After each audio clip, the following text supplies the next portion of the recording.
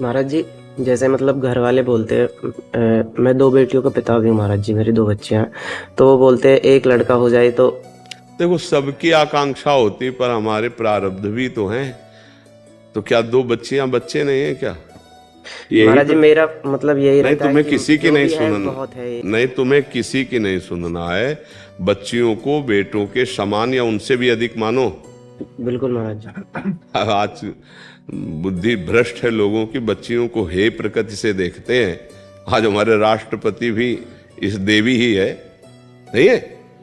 तो फिर राष्ट्रपति इस बार 26 जनवरी को केवल लड़कियों का ही वो दिखाया।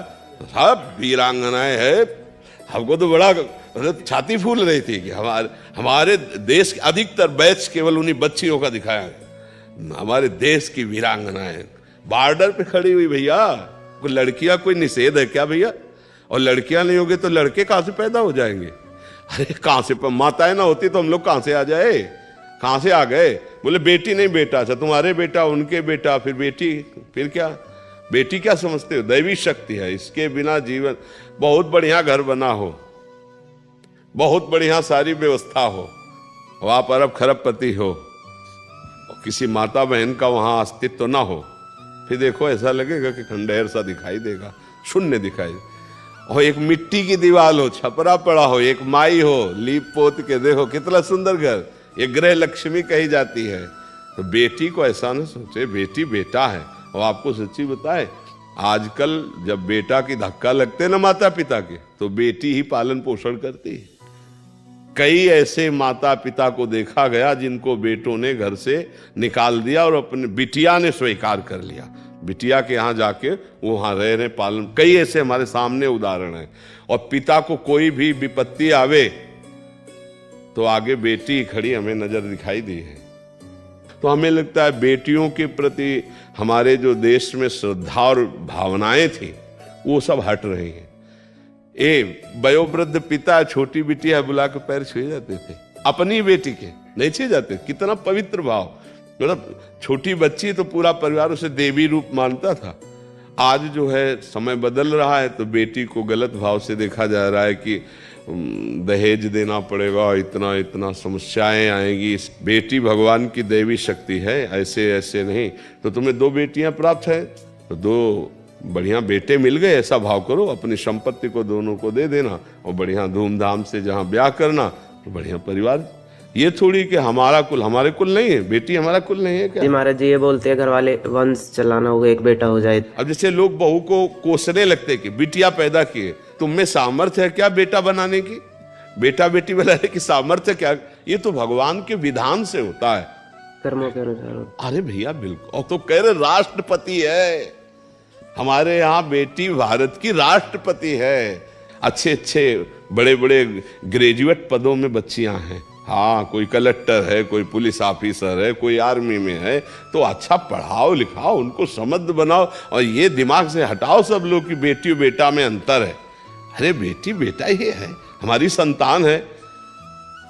देखो, जो बेटी के पुत्र के पिंडदान से परम गति प्राप्त होती है, वही बेटे के पिंडदान से होती है, मतलब लाभ मिलता। तो अगर बेटी का बेटा है और वो पिंडदान कर रहा है, तो नाना को वही पिंडदान प्राप्त होगा। और वो जो मंगल होता है वो मंगल हो। कोई ऐसा थोड़ी कि बेटा ना हो तो हमारा पिंडदान देने वाला कौन? और फिर कर्म भी है। अगर बेटा, कितने ऐसे हैं जिनके बेटा बेटा और बेटी के लिए तरसते हैं। भाई बात समझो, बहू को डांटने की या कि ये बेटी बेटी ही पैदा करती, तो कोई ऐसा नहीं है भाई। गर्भ में जो भगवान ने रचना कर दी, उस बच्चे को आने दीजिए और उसको बराबर प्यार दीजिए। कभी ऐसा भेद मत प्रस्तुत कीजिए।